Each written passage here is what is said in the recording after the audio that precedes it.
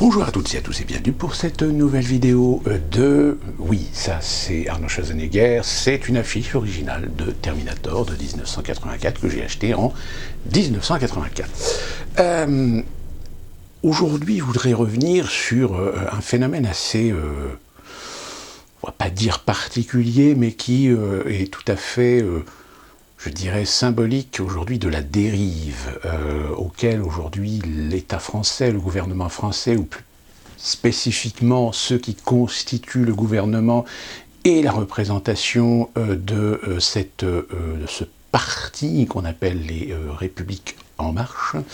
Je veux parler de ce que la ministre de l'Éducation supérieure a balancé en tant que bombe, on va dire, sur la bien-pensance aujourd'hui du paysage politique français. Je veux parler de sa dénonciation de l'islamo-gauchisme et plus particulièrement de l'influence qu'elle a sur aujourd'hui l'ensemble des universités. Et de l'autre côté, vous avez Darmanin qui a décidé de s'attaquer aux générations identitaires.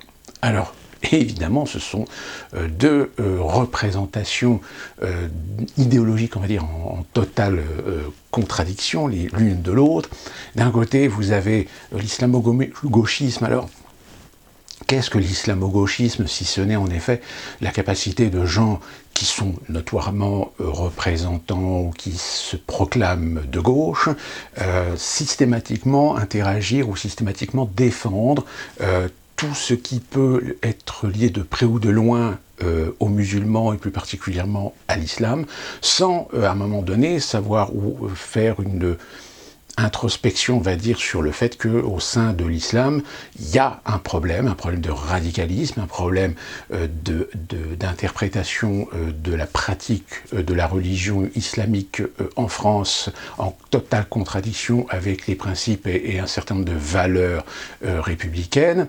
Et en face, vous avez Génération Identitaire, qui est une organisation, qui est un groupe en fait essentiellement de jeunes qui se disent souverainistes et qui veulent défendre les valeurs ou certains préceptes ou principes de la République en ce qui concerne la souveraineté, la protection du territoire, la protection des lois concernant les libertés individuelles, etc. et sont en effet contre l'immigration. Ils ne sont pas contre l'immigration à proprement dit, mais ils sont contre l'immigration massive, ils sont contre l'invasion migratoire dont l'Europe a subi depuis maintenant 2014. Donc évidemment, ce sont deux idéologies complètement à l'opposé l'une de l'autre, sauf que le problème, c'est que la ministre de l'Éducation supérieure a soulevé un lièvre, parce qu'en réalité, lorsqu'elle parle d'islamo-gauchisme dans les universités, en réalité, c'est une façon un petit peu insidieuse de remettre en question l'influence finalement de la politique de gauche dans les universités. Et force est de constater que pour beaucoup peut-être d'entre vous qui ont été faire des études dans des universités, on ne peut pas renier le fait qu'aujourd'hui, parmi les syndicats, la grande majorité d'entre eux sont détenus par des idéologies de gauche.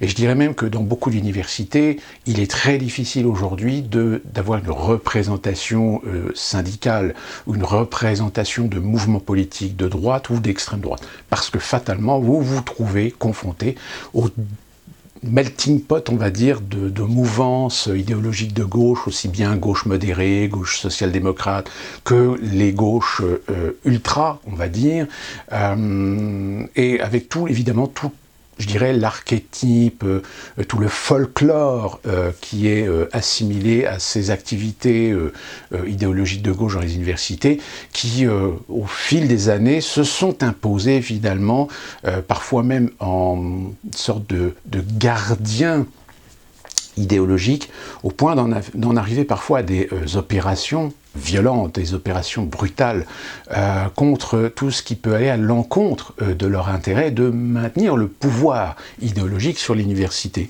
Et évidemment, par voie de fait, c'est intégré sur ces mouvements, toutes les mouvances islamo-gauchistes, dont je rappelle encore une fois de plus que l'islamo-gauchisme, c'est une idéologie dont les contours restent relativement flous, parce que justement, on ne veut pas admettre qu'il y a une volonté de sacraliser tout ce qui touche les musulmans et l'islam, et de fait, même si on commence à vouloir critiquer l'islam, comme on pourrait critiquer le catholicisme, comme on pourrait critiquer la chrétienté, comme on pourrait critiquer le judaïsme, eh bien malheureusement ces gens-là sont les gardiens moralistes au point que vous n'avez plus le droit de critiquer, vous n'avez plus le droit de remettre en question, ou même vous n'avez plus le droit de faire du débat purement et simplement sur ces questions. Donc c'est ça, ces islamo-gauchistes.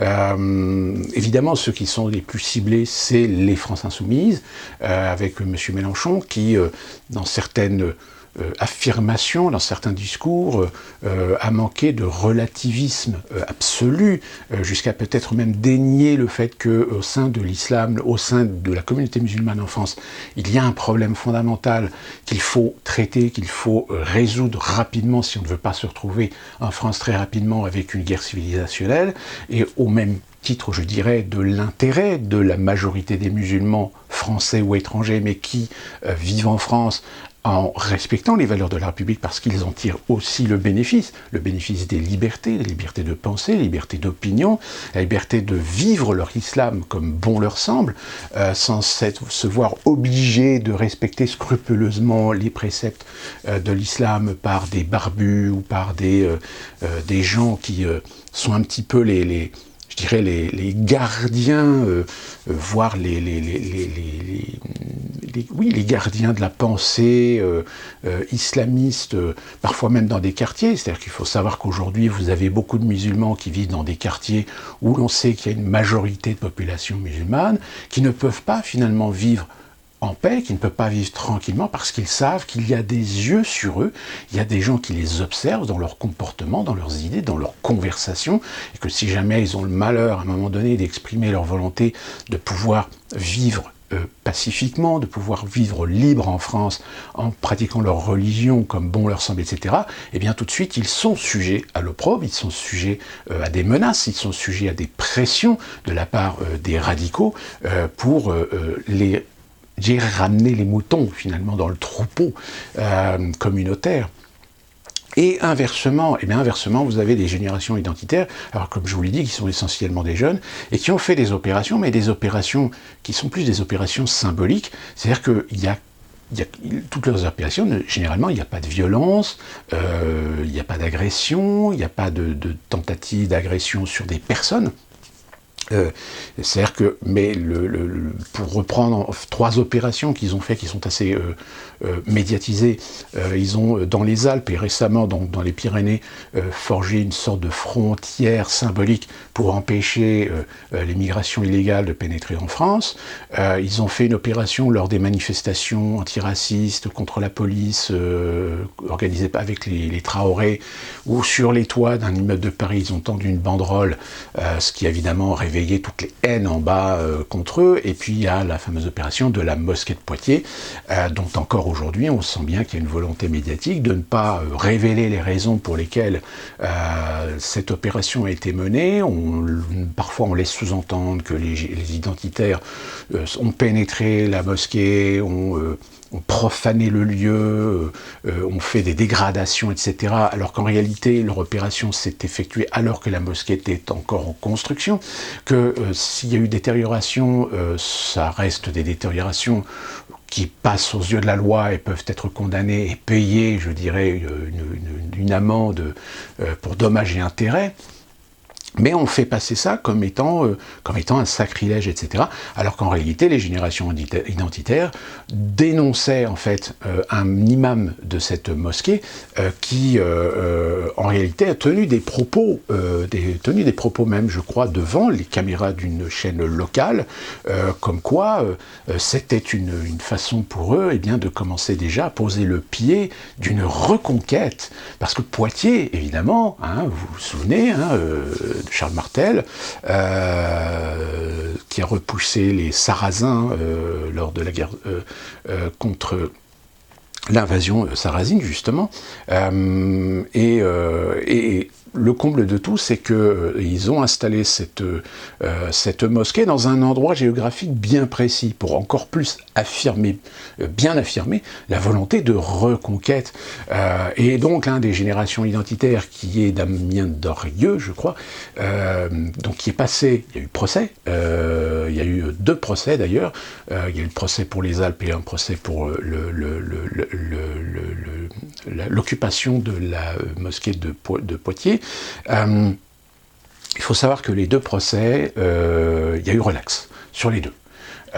Tout simplement parce que sur la plainte concernant la mosquée de Poitiers, les arguments qu'ont présentés les identitaires, les juges ont dit oui, en effet, il y a un problème avec cet imam. C'est-à-dire que l'argumentaire du fait que c'était une forme de contestation, de devoir donner la responsabilité de cette mosquée à quelqu'un qui a des idées très clairement salafistes et qui n'a absolument pas l'intention de faire du prosélytisme pour un islam modéré, un islam républicain. Donc les 2 procès ont été déboutés. Alors évidemment, ça, les médias, même ceux qui suivent un peu la mouvance de Darmanin, font en sorte que personne, évidemment, ne soit au courant de la chose et soit informé un peu comme Zemmour, à qui on dit oui, il a été condamné 2 fois, l'air de dire, vous voyez, c'est que c'est un récidiviste parce qu'il a déjà été condamné. Oui, sauf qu'il a été il a reçu des plaintes, il a eu 7 plaintes, et sur les 7 plaintes, il y en a 2 qu'il a perdues, mais 5 qu'il a gagnées. Et d'ailleurs, même récemment, le procès contre Zemmour sur son propos lié à Pétain, pareil, il a eu une relaxe. Ça, évidemment, dans les médias, personne n'en a parlé. Hein, c'est-à-dire que ça fait 8 procès, sur 8 procès qu'on lui a intentés, il en a perdu 2. Donc, quand même, 6 procès où il gagne, où il a été relaxé, et 2 condamnés, ça, encore une fois de plus, on ne fera pas l'éloge de cet état de fait. On préférera concentrer évidemment les fois où il a été condamné, et surtout que M. Moretti, qui porte bien l'accent sur sa volonté finalement d'essayer de faire taire pas seulement les extrémismes mais aussi les souverainismes, tout ce qui pourrait être apparenté ou lié ou mis dans la boîte de tous les propos complotistes. Moi, très sincèrement, je vous le dis, je trouve que Moretti est quelqu'un de très dangereux pour les libertés.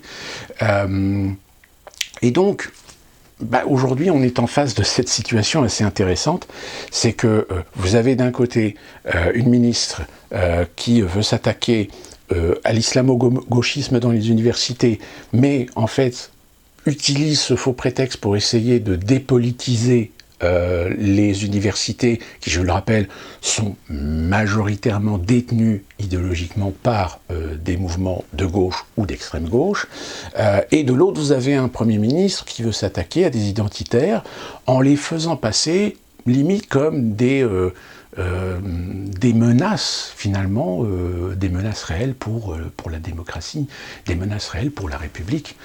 Alors que comparativement à d'autres mouvements, je pense par exemple au mouvement Antifa, ou à des mouvements islamistes salafistes, ou encore, je dirais, de ces mouvements, organisations noires, racialisées,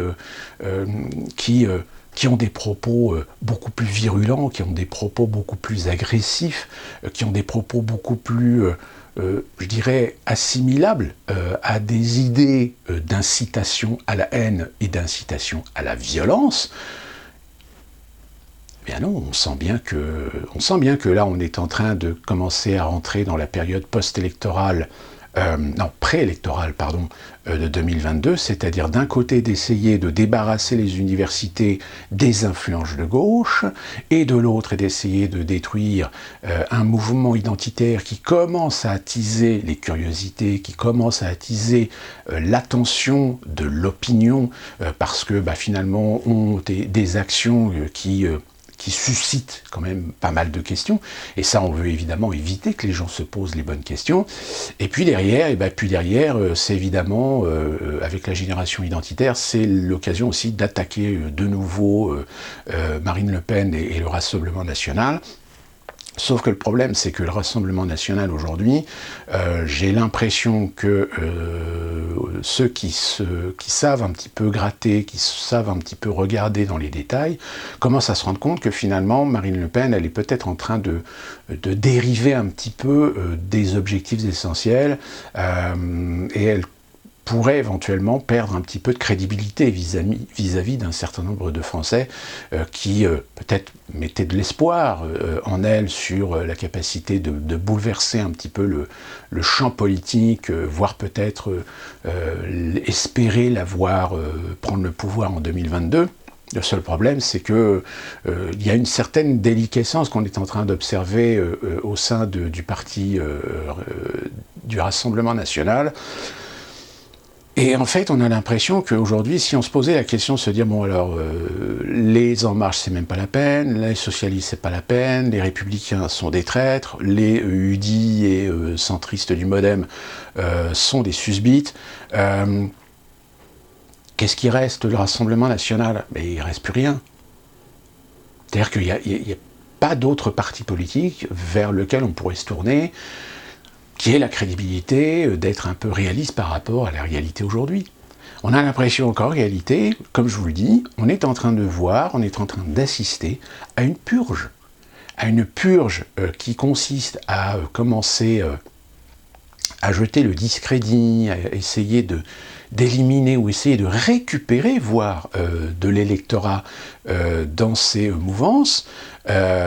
Sauf que le problème, c'est qu'ils sont en train d'utiliser des outils qui n'ont aucune crédibilité, il y a une surenchère un peu à l'américaine d'ailleurs. Donc de ce fait, il est quand même intéressant de se poser la question, à savoir si cette tactique elle est vraiment efficace ou non, parce que je pense que la majorité d'entre vous, ne sont pas dupes de cette manipulation, encore une fois, pour d'un côté essayer de dissuader des Français de ne pas penser ceci, de ne pas aller dans telle ou telle direction, et qu'ils sont, je dirais à la limite, la seule issue, la seule idéologie, le seul parti à prendre en considération pour l'avenir de la République. Donc je pense très sincèrement que là on est dans une sorte d'épilogue, on va dire, qui va consister petit à petit à nous amener à cette période qui va commencer à jouer la carte de cette préparation des mentalités pour l'élection 2022. À l'heure actuelle, évidemment, on se pose la question de savoir mais qu'est-ce qu'on va avoir finalement comme candidat à cette élection. Force est de constater qu'on s'oriente de plus en plus à voir toujours les mêmes, finalement, prétendre être calife à la place du calife. Le fait est, c'est qu'aujourd'hui, vu la considération qu'ont majoritairement les Français vis-à-vis d'Emmanuel Macron, est-ce que ça pourrait suffire éventuellement à servir l'intérêt de Marine Le Pen à tenter une deuxième fois de se lancer dans l'élection présidentielle ? Moi, je ne suis pas forcément très confiant sur ce potentiel, dans la mesure où, de toute façon, on est aujourd'hui en France dans un système où tout est verrouillé de telle manière à ce que, même si, dans le meilleur des cas, Marine Le Pen commence à monter dans les sondages, commence à donner, je dirais, des signes avant-coureurs qu'elle peut avoir cette chance cette fois-ci l'emporter, ne vous inquiétez pas, tout est prêt pour lui mettre des bâtons dans les roues et finalement peut-être même la dégager avant même l'élection. Et peut-être jouer sur un autre cheval pour mettre en face d'Emmanuel Macron.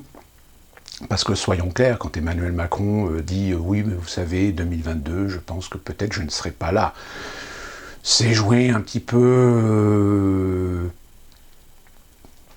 Oui, je pense que c'est un effet de style pour essayer de tester à terme, de dire non mais je vais pas y aller, puis voir derrière si les gens vont dire mais si, il faut que vous y alliez, etc. Donc voilà, c'est un petit jeu,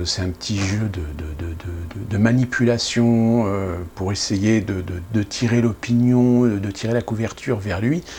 Le fait est, c'est que là aujourd'hui, toutes ces polémiques sur une génération identitaire qu'on veut dissoudre, je pense qu'il y a beaucoup de gens qui se rendent compte qu'il y a peut-être des organisations qui mériteraient d'être dissoutes avant les générations identitaires, et que de l'autre, une ministre qui soulève l'idée d'essayer d'entraver le principe d'une montée ou d'une sorte de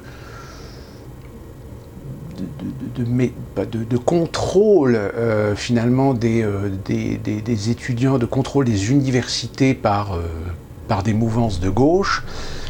Est-ce que ça va mener à quelque chose? Je pense vraiment pas, d'autant plus que là nous avons la loi qui a été votée en première lecture par l'Assemblée nationale avec ces fameux textes assez comment dire, polémique, on va dire. Et de ce fait, je pense que dans les semaines à venir, je pense qu'on va encore voir des coups de pub, des tentatives d'essayer d'attirer l'attention des Français sur des sujets abstraits presque, je dirais, qui sont des non-sujets, pour essayer de détourner le regard justement des Français sur d'autres sujets bien plus concrets et bien plus inquiétants au vu de la situation aujourd'hui de la France sur le plan économique, social, politique, mais je dirais même aussi communautaire. Autre information, alors ça c'est plutôt une information assez anecdotique, on va dire. Sans doute que beaucoup de médias en France, enfin j'en ai vu quelques-uns montrer les images. Atlantic City, qui est une ville en bord d'Atlantique dans le New Jersey, il y a quelques jours ils ont détruit, fait la destruction contrôlée, un des immeubles assez imposants qui était l'hôtel Trump Casino. Donc évidemment, Trump, voilà, c'est la tour Trump, ça y est, il y a un immeuble de Trump qui a été démoli à Atlantic City. Et on a présenté ça, mais finalement comme une revanche, comme une autosatisfaction d'avoir détruit un immeuble qui appartient à Donald Trump. Ouais, c'est génial, c'est super. Jouissons ensemble de cet instant. Alors que le problème, premièrement, cet hôtel, ça fait maintenant depuis plusieurs années qu'il est fermé. Et on va dire évidemment que Donald Trump est responsable d'avoir mis au chômage des milliers de personnes. Alors je crois me souvenir qu'il y a à peu près 2000 ou entre 2000 et 3000 personnes qui ont été mis au chômage, qui étaient des employés de cet hôtel. Le seul problème, c'est qu'on ne vous dira pas, premièrement, que si cet hôtel casino a fermé, c'est tout simplement parce que la municipalité d'Atlantic City, il y a maintenant une dizaine d'années, pour essayer de faire revenir une économie touristique dans la ville, a fait un certain nombre de promesses, ont fait un certain nombre de projets pour essayer justement d'attirer les investisseurs. Et il y a un certain nombre d'investisseurs qui sont venus à Atlantic City et qui sont venus s'installer à Atlantic City, dont Donald Trump, qui a fait construire un hôtel casino en espérant que l'activité de cette ville, de Atlantic City, allait évidemment repartir. Sauf que, deuxième chose, Atlantic City, c'est quand même une ville qui a un sacré historique. Sacré historique de corruption, de mafia, d'extorsion de biens publics, de conflits d'intérêts, et aujourd'hui, même si la situation s'est un petit peu améliorée, il n'en reste pas moins qu'il y a encore un certain nombre de scandales qui ont touché la municipalité de cette ville, et du coup, eh bien, un certain nombre d'investisseurs sont arrivés à Atlantic City, ils ont construit des hôtels, ils ont construit des casinos, etc. Sauf que, si en effet ça fait revenir des gens dans la région, du tourisme, malheureusement, ce n'était pas suffisant. Donc économiquement, le projet était déjà pas du tout viable. Et il n'a pas fallu très longtemps pour qu'un certain nombre d'investisseurs ont finalement compris que la municipalité a bidouillé plus ou moins les plans pour convaincre les investisseurs de venir s'installer à Atlantic City, parce que finalement le résultat il n'est pas là, c'est-à-dire que la fréquentation n'est pas au niveau, et en plus de ça, le gros problème c'est que Atlantic City c'est une ville balnéaire, entre guillemets, qui attire une population, on va dire, de la classe moyenne, et non pas des riches. Or, cette ville, cette municipalité, a eu la folie des grandeurs. C'est-à-dire qu'en effet, il y a un tourisme qui est revenu à Atlantic City, mais qui n'avait pas l'argent pour claquer des 100 et des 1000 dans des casinos, dans des hôtels de luxe, etc.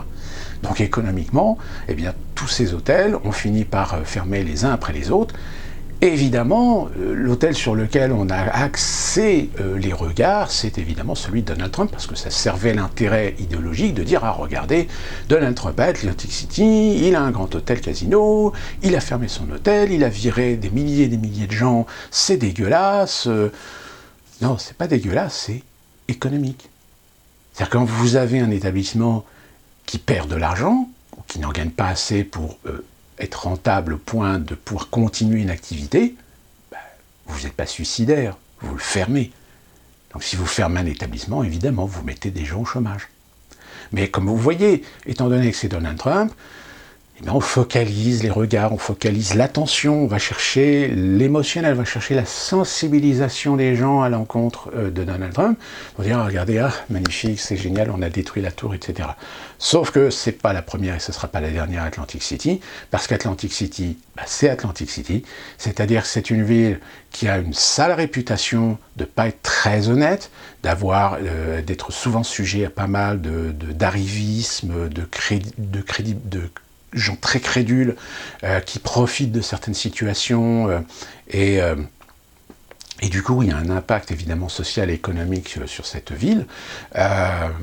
Donc voilà, c'est assez intéressant finalement de voir comment on instrumentalise en fait un événement qui finalement n'est pas un événement, c'est un non-événement, mais dont on détourne finalement la situation pour continuer à vendre une idéologie, parce que Donald Trump, il en emmerde encore pas mal de gens, parce qu'il commence à faire chier du fait que le deuxième empêchement qui avait été lancé contre lui, finalement, ça a fait plouf.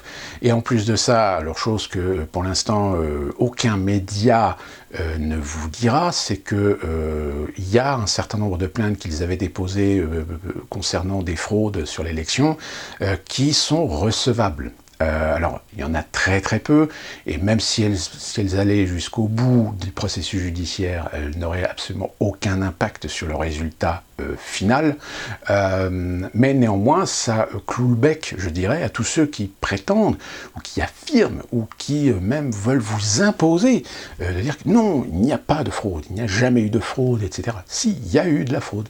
Il y a eu de la fraude comme il y en a toujours eu dans toutes les élections américaines, il y a eu de la fraude comme même il y a de la fraude pendant les élections présidentielles françaises, sauf que comme c'est assez marginal, comme c'est assez désordonné, comme c'est très infime, finalement, ça n'a pas réellement d'influence.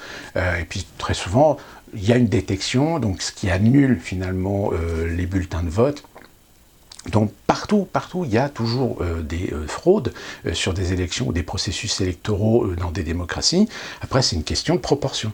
Sauf qu'aux États-Unis, en effet, c'est un pays qui est quand même énorme. C'est 50 États. 50 États, chaque État a la responsabilité des élections.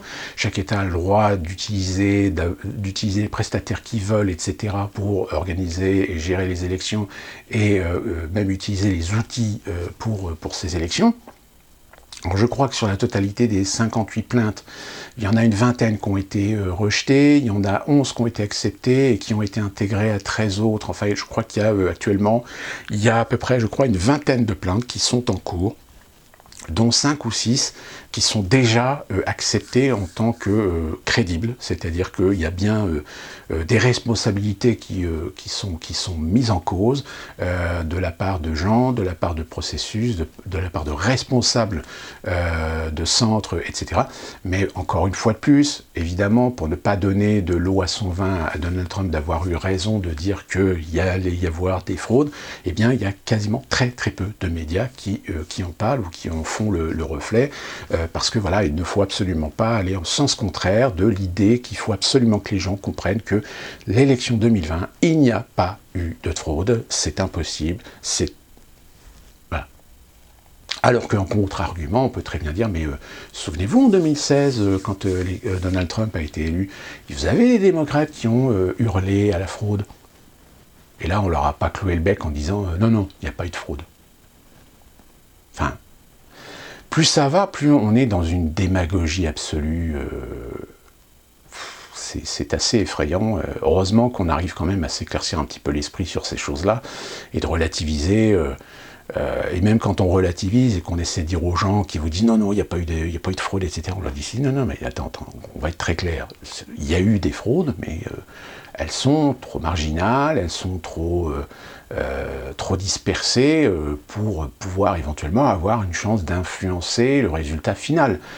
Donc on ne remet pas en question l'élection de Joe Biden. En tant qu'élection, en tant que candidat qui a été élu par le nombre de voix, par le nombre de grands électeurs, etc. Mais dire qu'il n'y a pas eu de fraude, c'est de la malhonnêteté intellectuelle, purement et simplement. Donc ça, on est gentil, on quand même essaie de le faire comprendre à certaines personnes, et dit non, ne dis pas qu'il n'y a pas eu de fraude, parce que là, c'est de la malhonnêteté intellectuelle, mais admet qu'il y a eu des fraudes, mais que ça ne change en rien le résultat final. Donc tout ça pour dire que Donald Trump, on n'a pas fini de ne pas en entendre parler, d'autant plus que là, ça y est, la guerre au sein des Républicains est ouverte entre McConnell et Donald Trump qui évidemment vont essayer, à un moment donné, d'essayer de rassembler un petit peu les troupes. Sauf que le problème, ça va être très compliqué pour McConnell parce que non seulement c'est le traître vis-à-vis, pas seulement Donald Trump, mais vis-à-vis de l'électorat républicain qui voulait voter Donald Trump sans forcément aimer Donald Trump, mais pour voter contre Biden. Donc là, de toute façon, les républicains, c'est clair qu'aujourd'hui, ils sont en face d'une... Alors pour l'instant, ça se voit pas trop, mais je pense que lorsque la Covid-19, lorsque la pandémie commencera un petit peu à se calmer, etc., je pense que les républicains vont être confrontés à une énorme crise de confiance de la part de leur électorat, et je suis pas certain que ce parti va en sortir indemne à terme, tout comme d'ailleurs, je pense que chez les démocrates, ça va être pareil, parce que là, il y a déjà beaucoup de promesses, de sous-entendus de Biden qui finalement ne verront pas le jour. Là, actuellement, Biden est actuellement sous pression sur son propos qu'il avait tenu concernant d'essayer d'annuler la dette des étudiants, tous les crédits étudiants qui tuent finalement un grand nombre de jeunes aujourd'hui, qui sont déjà surendettés avant même de pouvoir commencer à travailler. Sauf que le problème, c'est qu'évidemment, il y a beaucoup d'Américains qui croient que, comme ça, sur un claquement de doigts, on peut annuler les dettes. Non, on n'annule pas les dettes. On va annuler les dettes en remboursement de la part des étudiants, mais c'est l'État fédéral qui va payer la facture. Donc, indirectement, c'est le contribuable américain qui va payer la facture. Mais ça, il y a beaucoup d'Américains, ils n'arrivent pas à le comprendre, ça. Qu'est-ce que vous voulez que je vous dise, malheureusement. Et enfin, très rapidement pour terminer, je vais revenir un petit peu sur les décisions ou les non-décisions de l'État français sur la pandémie. Très clairement, en effet, il y a quelque chose qui émerge aujourd'hui, qui est évident, c'est qu'il y a un souci. Il y a un souci sur le fait que là, on sait qu'en Italie, ils ont réouvert les bars et les restaurants, et pour l'instant, il n'y a pas une reprise absolue des contaminations. Sauf que vous savez aussi bien que moi que malheureusement, lorsque vous chopez le virus, c'est très difficile parce qu'en règle générale, il faut attendre peut-être 9 ou 10 jours pour commencer, peut-être avoir peut-être des symptômes, ou si vous faites tester, d'être finalement positif. Sauf que le problème, c'est qu'on sent bien qu'il y a une gêne. Il y a une gêne globale aujourd'hui à vouloir accepter l'idée que de toute façon la Covid, elle va être là comme la grippe, l'est tous les ans, qu'il va falloir gérer ça, mais gérer ça intelligemment sans être obligé systématiquement de bloquer l'économie d'un pays, voire même de mettre à mort des pans économiques de certains pays. Le problème, c'est que vous avez actuellement la campagne de vaccination, on a commencé à avoir des chiffres qui commencent à remonter. Encore une fois de plus, le problème, c'est que sur le nombre de vaccinations, c'est compliqué parce que d'un côté, vous avez des chiffres officiels sur lesquels aujourd'hui on ne peut pas forcément mettre du crédit parce qu'on a eu des exemples où certains chiffres étaient complètement bidonnés. Vous avez des chiffres européens qui tente à démontrer qu'il y a quand même un certain nombre de gens qui ont des effets secondaires qui perdurent dans le temps, sauf que, alors c'est surtout le Pfizer apparemment, qui pose un problème, et l'AstraZeneca, alors soi-disant c'est les plus de 65 ans, il faut éviter, sauf qu'apparemment il y a un problème politique et de gestion avec l'Union européenne concernant l'AstraZeneca, donc ce qui veut dire que les problèmes qu'il y a avec l'AstraZeneca sur les personnes de plus de 65 ans apparemment n'est pas très fondé, même si encore une fois de plus c'est de la responsabilité locale, on va dire, des services de santé de considérer ou non de prendre une mesure de précaution sur l'AstraZeneca. Moi je sais qu'aux États-Unis, en Californie, la mesure de précaution ils l'ont pris, c'est qu'ils n'utilisent pas l'AstraZeneca sur les personnes de plus de 65 ans. Donc on ne prend pas de risque. Parce que justement, il y aurait une petite discorde, on va dire, entre l'Union européenne, la Commission européenne et le laboratoire d'AstraZeneca, qui fait qu'il y a eu des promesses de fait contractuelles, etc. Et en fait que le contrat qui a été fait par l'Union européenne est un contrat avec des clauses qui sont d'un amateurisme absolu. Si vous voulez en savoir plus, je vous donne le lien de Tatiana Yevontos qui a fait une vidéo justement sur ce sujet, et qui soulève justement le problème. Et en effet, j'ai vérifié, parce que moi j'ai gardé le fameux document qui a été publié par l'Union européenne.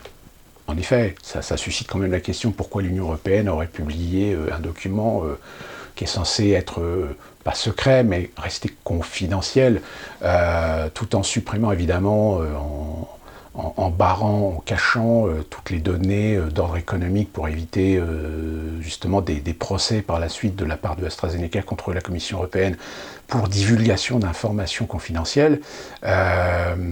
Donc voilà, il y a encore une fois de plus, voilà, ça rajoute je dirais une certaine probe sur la crédibilité de quelque chose qui devrait être éthique, qui devrait être sérieux, et qui finalement ne l'est pas.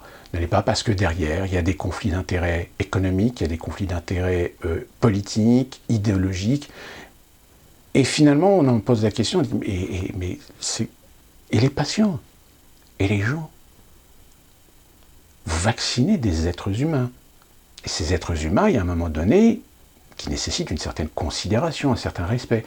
Alors, on a l'impression que ces êtres humains, vous en avez strictement rien à foutre. Ce qui vous intéresse, c'est vos idéologies, utiliser la pandémie pour nous glisser vos lois liberticides et votre grand reset, et vos histoires de sous avec des laboratoires qui vont l'année prochaine verser des dividendes en masse à leurs actionnaires parce qu'ils ont réussi à bloquer ou à verrouiller des marchés sur les vaccins. Comment voulez-vous après que vous ayez la crédibilité? Comment voulez-vous après vous présenter devant les gens en disant « je suis le responsable, je suis un professionnel, ayez confiance en moi ». Non, on n'a plus confiance en toi. C'est comme l'a très bien répété encore quelqu'un sur un plateau de télé, qui ne comprend pas que des gens qui ont donné des fausses informations, qui ont manipulé les gens, qui ont fait de l'idéologie économique, qui ont voulu défendre des produits ou des laboratoires par conflit d'intérêts, etc. Et qu'aujourd'hui, on a la démonstration qu'ils se sont foutus de la gueule du monde, qu'ils ont menti, et Et le problème, c'est que ces gens sont encore sur les plateaux de télé. Comment voulez-vous être crédible avec ça? Alors le problème, c'est qu'en effet, aujourd'hui, il est très difficile dans les médias d'avoir des gens qui... alors, il y a des gens. Vous avez ce médecin là, de Marseille, pas Raoul, mais Fouché, qui lui n'hésite pas à poser les bonnes questions. Vous avez l'avocat de Raoul, Divisio, qui fonce dans l'art. On a même eu Divisio sur le plateau d'On n'est pas couché avec l'autre là, je me souviens plus de son nom là, de ce présentateur qui a commencé à lui monter un petit peu au créneau, etc. Alors que de toute façon, ce type, qu'est-ce qu'il a fait comme carrière, si ce n'est des émissions de télé-réalité, c'est pas, je veux dire, il a aucune crédibilité, ce mec-là, pour se poser ou commencer à jouer le pathos, comme l'a dit d'ailleurs Divisio, en allant chercher l'émotionnel. Oui, il y a des gens qui meurent, il y a des personnes âgées qui sont mortes, c'est inadmissible ce que vous dites, etc. Non, attendez, arrêtons de jouer sur les bons sentiments pour essayer de faire taire des gens. Il faut être concret, il faut être précis, il faut être concis sur la valeur des choses et dire les choses honnêtement sur le fait qu'on a profité d'une pandémie pour, glisser des idéologies, 2, commencer à préparer le terrain pour quelque chose qui va être hyper liberticide, qui s'appelle le Grand Reset, et de 3, on a malheureusement, parce qu'on ne peut pas jouer sur le double tableau du fait de placer à la tête de pays des gens incompétents pour décrédibiliser l'éthique, la compétence d'un État, et quand celui-ci est confronté à une situation de crise, leur demander d'être compétent pour la gérer. Enfin, il y a un moment donné où, si vous voulez... à force de toujours mettre la poussière sous le tapis, bah ça se voit. Vous avez une bosse. Sauf que là, aujourd'hui, vous avez des médias, des personnalités politiques, des gens influents qui sont en train de vous dire « Non, mais la bosse, là, ne regardez pas cette bosse, c'est rien. » Ah si, il y a une bosse. S'il y a une bosse, il y a quelque chose en dessous. Non, vous ne regardez pas la bosse. Regardez par là. Ne regardez pas par là. Voilà, aujourd'hui, on est en plein dedans. C'est-à-dire détourner l'attention de l'opinion. Les médias sociaux, les réseaux sociaux, jouent leur rôle. Censure, blocage, suppression de comptes de gens qui en disent de trop, ou qui posent les bonnes questions, ou qui en effet font du complotisme. Mais ce complotisme naissant quand même de questions. Alors des questions auxquelles ils apportent, eux, des réponses, ou leurs conclusions. C'est pas forcément bonne, mais ce qu'ils disent émane quand même d'une source qui est une question légitime. Ça me paraît logique. Mais ça, évidemment, plus ça va, plus on se rend compte que, oui, on est en plein dans cette phase où les gens lucides ne peuvent pas s'empêcher à un moment de se poser les bonnes questions. Alors il y a des gens qui se posent les bonnes questions, mais qui n'osent pas en parler, qui n'osent pas le révéler, etc., parce qu'ils vivent un petit peu dans le déni, parce qu'ils se disent, mais attention, si je prends conscience de ce en quoi je suis en train de voir se mettre en place, va forcément modifier mon petit train de vie, mes petites habitudes, ma petite tranquillité, etc. Non, c'est pas possible, ça peut pas arriver. C'est comme les gens qui disent, oui, non, on va retourner à la normale. Non, vous ne retournerez pas à la normale. Il n'y a pas de normal. C'est que là, aujourd'hui, on va être obligé de réinventer le monde. On va être obligé de remettre des nouvelles règles, de nouveaux principes. Alors peut-être basés sur l'existant, mais non. Mais c'est ça, c'est la peur. C'est une peur viscérale, c'est une peur intrinsèque au genre humain, à un moment donné, de se trouver confronté à l'inconnu, au hasard, ne pas savoir où l'on va, ne pas savoir vers quoi on va. Je comprends. Je comprends cette inquiétude qu'ont les gens par rapport à ça. Ce qui est très flagrant aux États-Unis, dans la culture américaine, on voit bien que les Américains n'aiment pas le hasard. Ils veulent que tout soit tracé, que tout soit balisé, etc. Je vous avais déjà expliqué ça dans une autre vidéo. Ce qui fait que l'art de l'improvisation, par exemple, c'est pour ça qu'aujourd'hui, les Américains, dans beaucoup d'entreprises, ils sont confrontés à ce problème.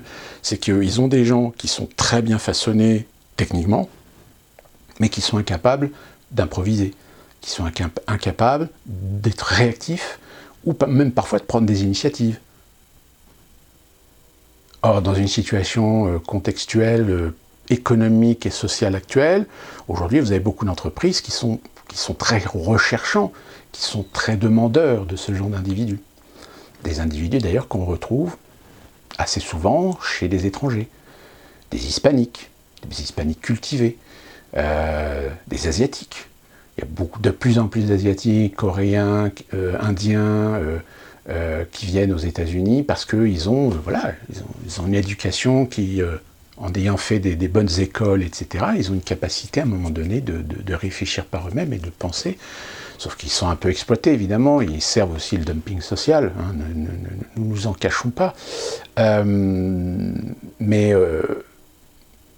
Ce que je vais dire va peut-être choquer des gens, mais c'est pour ça d'ailleurs que le gros problème avec les Afro-Américains, et même les Afro-Américains eux-mêmes, regrettent d'être confrontés à ce genre de phénomène, parce qu'évidemment, ça nuit considérablement à leur chance de réussite sociale, c'est que malheureusement, vous avez des Afro-Américains qui se reposent énormément justement sur la société et sur les phénomènes de droits civiques au sein de la société américaine pour les Afro-Américains, c'est qu'il y en a qui s'installent confortablement dans une petite routine, voire même qui sont, excusez-moi l'expression, mais qui deviennent des traînes savates. Parce qu'aujourd'hui, aux États-Unis, vous avez des entreprises qui seront beaucoup plus regardantes à essayer de virer un Afro-Américain qu'un Blanc ou un Hispanique, ou un Asiatique. Parce qu'avec les Noirs, ils ont peur que le Noir se défende, aille voir des avocats spécialisés contre les licenciements racistes. Et généralement ça finit en négociation, mais bon, les entreprises elles ont quand même les boules parce qu'elles sont obligées quand même d'allonger le chèque pour éviter d'aller au procès. Donc évidemment l'impact que ça a, c'est que ça dénigre un peu la réputation réelle dans la société des Afro-Américains. Il y a beaucoup d'Afro-Américains qui eux sont tout à fait méritants, sont des bosseurs, sont intelligents, etc., qui ont 10 fois plus de mal à trouver du boulot, non pas à cause d'un racisme systémique, comme on essaie de nous le faire croire, mais à cause justement de leurs propres compatriotes, de leurs propres homologues de certaines anciennes générations qui ont complètement merdé. Donc voilà, je veux dire, c'est une réalité, mais évidemment, c'est pas ça qu'on vous expliquera dans les documentaires, sur les mouvements BLM, etc. Donc du coup, vous avez un remplacement. Oui, il y a un grand remplacement aux États-Unis, ça c'est clair. Le grand remplacement, il est hispanique.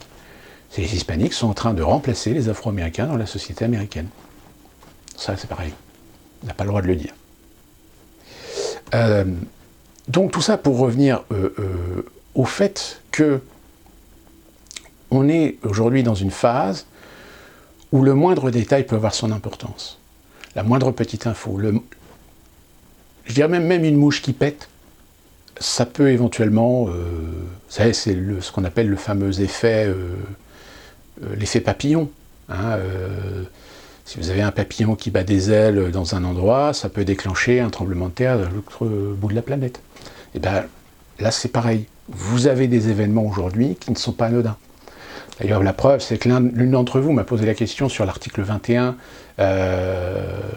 concernant justement l'éducation à la maison, c'est-à-dire l'enseignement scolaire à la maison. C'est pareil.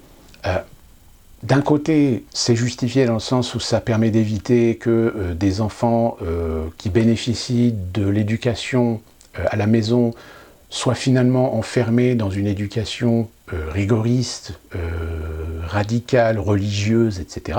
Donc on oblige les enfants à aller dans des établissements scolaires de la République.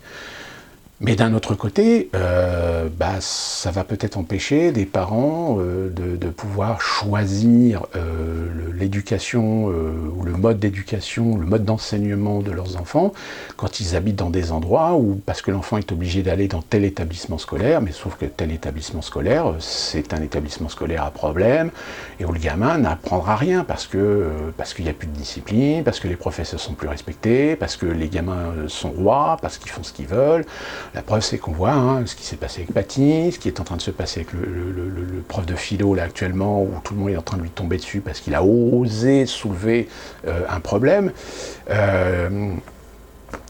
Et puis, comme j'ai expliqué à cette personne, il y a aussi derrière la préparation du terrain pour éventuellement la libéralisation, c'est-à-dire ouvrir les portes à de l'éducation privée.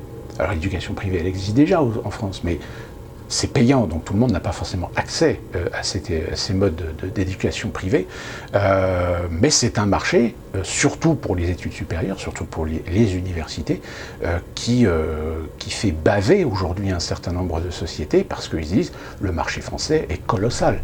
C'est-à-dire que le jour où on réussira à casser le modèle des universités publiques, bon alors là c'est festival. Là, bon alors par contre, les étudiants français vont se retrouver dans la même situation que les étudiants américains, c'est qu'avant même d'avoir mis le pied dans le premier cours, leur première journée à l'université, ils sont déjà endettés. Endettés à 30%, 40% et jusqu'à la fin de leur vie. Hein? Sachez qu'aux États-Unis, vous avez aujourd'hui beaucoup d'Américains qui ont fait des études supérieures en université, qui même à 40 ans ou 50 ans ou 60 ans continuent à rembourser leur crédit étudiant. Donc c'est pour ça, c'est un système vicieux, hein, que moi personnellement je ne veux pas voir ça arriver en France.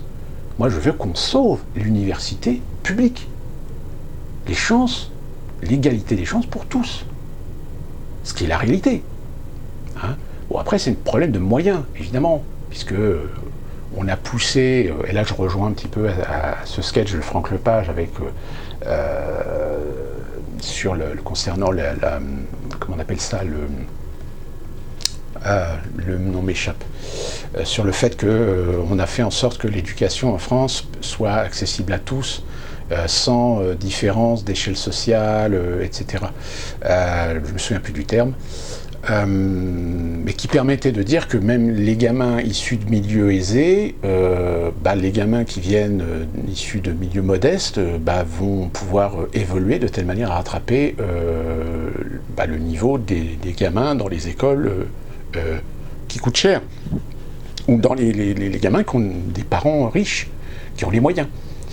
Sauf que Franck Lepage, il disait oui, mais le problème c'est que si le niveau des gamins ouvriers, classe moyenne, augmente, celui des riches augmente aussi.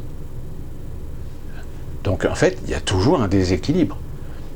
Hein, et c'est souvent eux qui sont destinés à devenir l'élite. Donc évidemment, il est hors de question qu'il y ait un nivellement entre l'éducation que peuvent bénéficier des enfants issus de milieux ouvriers, classe moyenne, défavorisés, etc., avec ceux des riches. Parce que ceux des riches sont majoritairement destinés à devenir l'élite. Élite au sens large du terme, hein, tant sur le plan organisationnel, administratif, que même dans la société civile, etc. Hein, ça, c'est une chose, par exemple, qui est très intéressante, parce qu'aux États-Unis, il n'y a pas ça. Moi, je sais par expérience que j'ai vu, et je pense que vous aussi, j'ai vu des gens qui avaient déjà 5-6 ans dans une entreprise, qui avaient vraiment les savoirs, les compétences, qui avaient les qualités, qui avaient un sérieux professionnel. Et parce que ce sont des gens qui sont issus de classe moyenne, de classe ouvrière, où les parents sont pas forcément, où les parents sont au chômage, ou handicapés, ou trucs comme ça, en général, ils ont 10 fois plus de difficultés à évoluer dans la société que quelqu'un ou un jeune qui vient débouler depuis 6 mois dans la société, mais parce que le père est médecin, avocat, ou vient de milieux notables, le gamin, il monte. Il monte pourquoi? Parce que le gamin, il est dans des universités, il est sur Deco, Sciences Po, trucs comme ça. Attention, c'est la majorité. Hein. Évidemment qu'il y a des gamins qui viennent des milieux défavorisés, des milieux ouvriers, qui réussissent. Hein. Moi, j'ai mon filleul qui pourtant vient de parents issus de milieux modestes, qui aujourd'hui est un crack. Il a fait Sciences Po, etc. Donc, il a un avenir qui est... Même à la limite, demain, il peut très bien devenir... je crois qu'il a l'intention de devenir peut-être... Enfin, il avait l'intention de devenir diplomate, même je crois qu'il a changé d'orientation, parce qu'il s'est dit, moi... il y a des métiers qui sont plus intéressants et plus rémunérateurs. Donc aujourd'hui, voilà, et pourtant, il ne vient pas d'une élite, il ne vient pas d'une famille riche, il ne vient pas d'une famille notable. Donc évidemment, il y en a toujours. Il y a toujours des gamins qui, à un moment donné, ont le petit quelque chose qui va faire que on va s'intéresser à eux, que des gens dans les institutions, dans les écoles, dans les universités vont les soutenir, vont leur permettre de garder la tête haute, pour leur permettre d'évoluer par leur travail, etc. Et finalement, ils accèdent au succès par le mérite. Il y a encore, ça existe, même si il y a aussi malheureusement des injustices. D'ailleurs, c'est pour cette raison que le scandale du tirage au sort pour savoir si vous alliez pouvoir accéder à telle université ou pas était totalement injuste. C'était injuste parce que ça permettait comme ça, en effet, de pouvoir choisir des gens qui n'auraient peut-être jamais pu rentrer en université parce qu'ils ont des résultats très faibles. Mais parce que c'est des gens qui sont issus de la diversité, et des fois, je suis désolé, il y a une... Alors, je suis désolé pour ceux qui disent oui, mais alors pourquoi ils n'auraient pas le droit d'accéder à l'université parce qu'ils sont issus de la diversité, etc. C'est pas la question. Ça, c'est ce qu'on a voulu incrémenter dans l'idée, dans l'opinion générale. On n'en a rien à foutre de savoir d'où le gamin il vient, qui il est, quelles sont ses origines. Ce qui fait la différence, c'est son travail, c'est ses résultats. Sauf que le problème, on a un système en effet qui nécessite une réforme sérieuse pour permettre à un gamin de pouvoir accéder aux études qu'il veut par le mérite. C'est-à-dire un gamin qui est issu de milieux très défavorisés, qui n'a pas les moyens d'aller dans des universités, de pouvoir bénéficier de bourses parce qu'il a des résultats qui au moins ont le mérite de lui donner l'avantage et le bénéfice de cette bourse. Sauf qu'aujourd'hui, c'est plus trop le cas. C'est-à-dire qu'aujourd'hui, un gamin blanc qui vient de parents ouvriers et un gamin arabe ou noir issu de milieux, même parfois les parents viennent issus de milieux sociaux, on va pas dire aisés, mais qui modestes en effet, mais dont les résultats scolaires sont très moyens, on va prendre le gamin arabe ou noir, on va pas prendre le blanc. Ça existe, hein, faut pas l'ignorer. Ça encore, c'est le genre d'idéologie qui a forcément des conséquences. Alors je dis attention, je dis pas que c'est tout le temps comme ça, mais ça existe. Il y a des préférences parfois dans des commissions qui vont plus à l'idéologie pour permettre à la diversité d'accéder à des études supérieures, mais au détriment de la capacité du gamin à suivre les cours et à ne pas se faire larguer au bout de la première année parce qu'il n'a pas le niveau. Et ça c'est valable en tout et pour tout, qu'on soit bien clair. Donc voilà, c'est assez compliqué dans le sens où, alors si en plus derrière vous avez une volonté politique de démolir le système d'éducation supérieure ou même le système d'éducation nationale d'une façon globale, c'est-à-dire se fermer les yeux, cacher le fait que l'éducation nationale a besoin de réformes structurelles sérieuses, mais là non, on ne fait rien, on laisse pourrir pour pousser les gens à dire ouais, mais l'éducation nationale c'est fini, moi je mets mon gosse dans le privé, parce que l'éducation nationale c'est de la merde. Voilà. Et du coup, au bout d'un moment, on va dire, écoutez, voilà, nous sommes le gouvernement, vous comprenez, c'est la crise, il n'y a plus d'argent dans les caisses, on ne peut plus suivre le financement de l'école publique, donc on va être obligé de fermer des écoles, on va être obligé de fermer des lycées, on va être obligé de fermer des collèges, etc. Sauf qu'on va se retrouver évidemment avec une incapacité à subvenir aux besoins d'éducation de nos compatriotes, de nos élèves, de nos petits Français, voire de nos étrangers aussi, des enfants d'étrangers.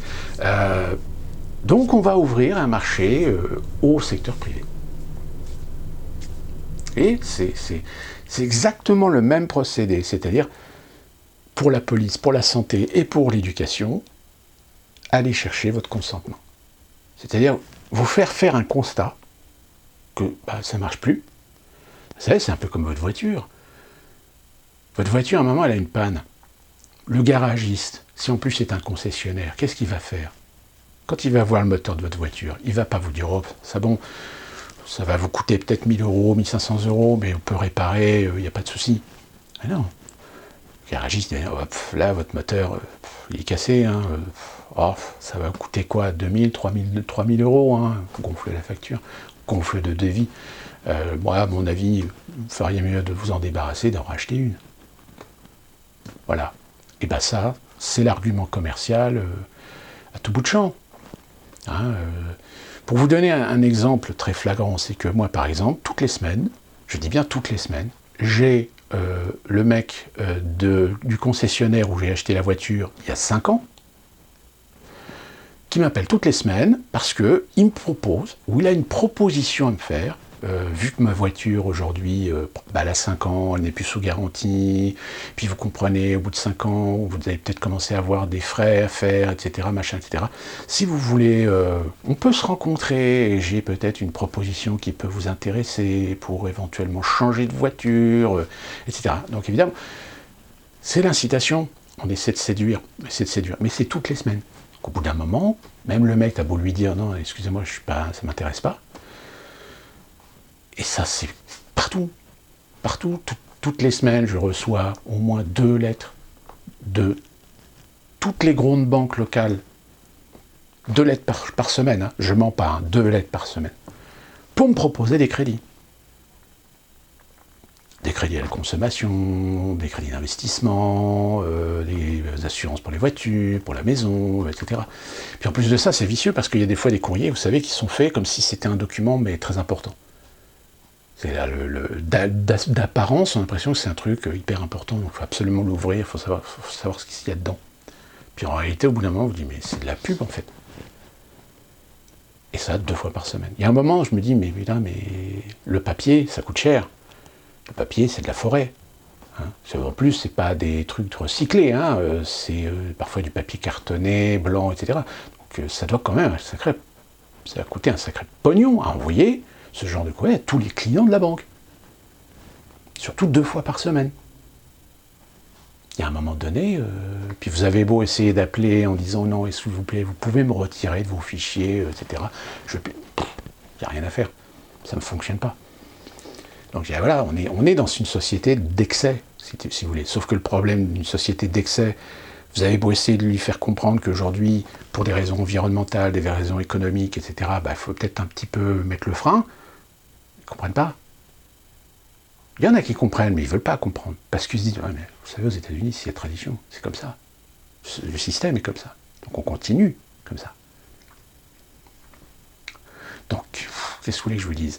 Donc à partir du moment où vous comprenez que derrière, aujourd'hui, sur une loi, alors je reviens à ce que cette personne m'avait posé la question sur l'article 21, sur le fait que on va essayer de réguler, voire peut-être interdire les parents de garder leurs gamins à la maison et de faire de la scolarité à la maison, il faut voir que derrière, c'est certainement pas une raison, enfin la raison invoquée contre les séparatismes, etc., c'est une fausse raison. C'est que derrière, c'est instrumentaliser une situation, des phénomènes pour essayer d'aller chercher le consentement du peuple à accepter une valeur, accepter un principe, accepter une règle, une loi, un truc comme ça, et qui en fait derrière cache une ouverture, une libéralisation, une création de marché. Hein. Et l'écologie, surtout l'écologie, c'est ça aujourd'hui. Hein, ce que j'appelle moi l'écologie de salon, c'est ça.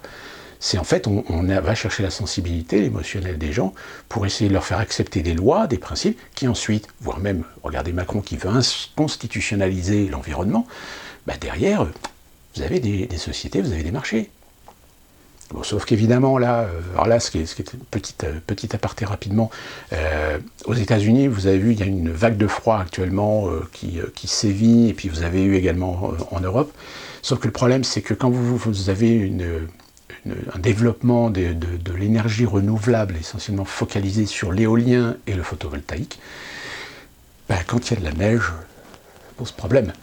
En plus avec neige, froid, etc. C'est-à-dire que les panneaux photovoltaïques, il faut les nettoyer, parce qu'il y a de la neige dessus. Donc si on veut les nettoyer pas, vous n'avez pas de production.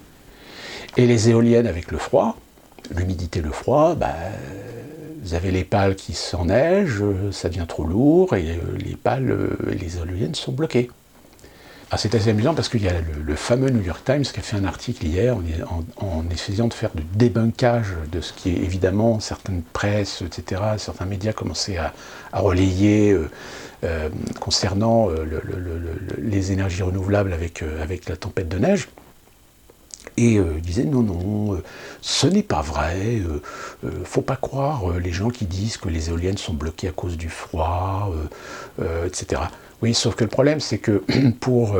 parce qu'ils disent oui, non, mais il y a de l'entretien qui est fait, on a dépêché des hélicoptères pour déneiger les éoliennes, pour les dégeler, etc., pour relancer le truc, etc.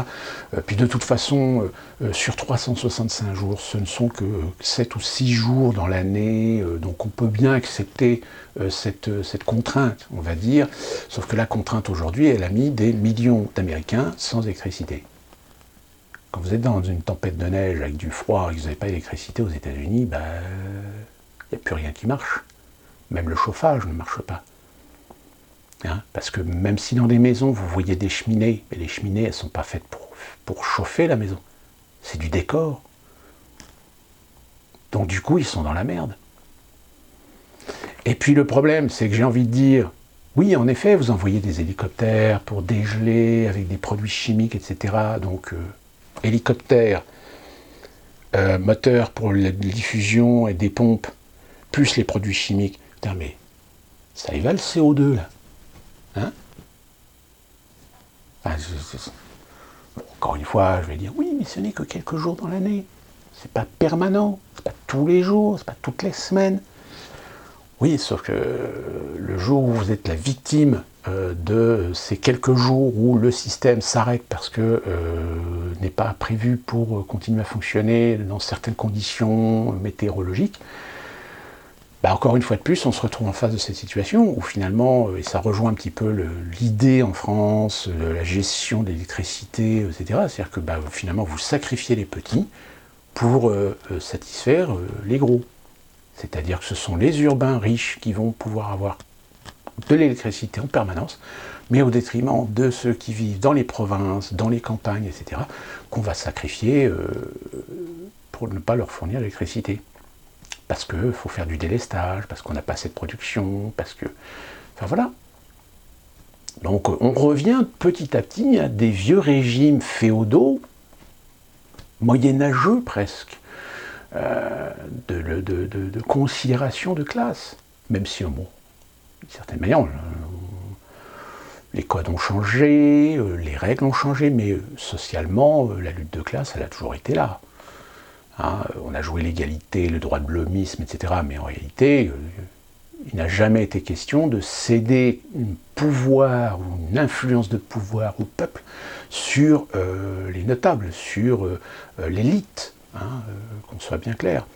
Donc voilà, c'était un exemple de cette loi avec l'article 21, et en effet, il y a d'autres projets de loi qui sont en cours, etc., où pareil, il y a ce même type d'article qui... en fait, ne servent l'intérêt que d'essayer de réguler quelque chose, mais avec derrière l'intention de profiter de la situation pour glisser, oserais-je dire, une expression de quelqu'un que peut-être beaucoup de gens détestent, qui est de vous mettre une quenelle. Alors peut-être que certains d'entre vous ont quand même pris de la hauteur vis-à-vis de Dieudonné, et ne sont pas tombés dans les pièges pareils idéologiques. Alors après, comme c'est pareil, hein, comme tous les humoristes, on n'aime pas son humour, etc., suivant ses sensibilités, mais je pense que la liberté d'expression, elle doit s'engager à tous, et même à quelqu'un comme Dieudonné. Mais bon, c'est un autre sujet. Donc voilà pour cette vidéo. Pour l'instant, j'espère que les choses vont continuer à couler du mieux que ça peut pour vous. Et n'hésitez pas à faire des commentaires, n'hésitez pas à rajouter de l'argumentaire, à rajouter des idées. Et nous, eh bien, on se retrouve très prochainement pour une nouvelle vidéo. Et d'ici là, que puis-je vous dire d'autre que de bien vous porter.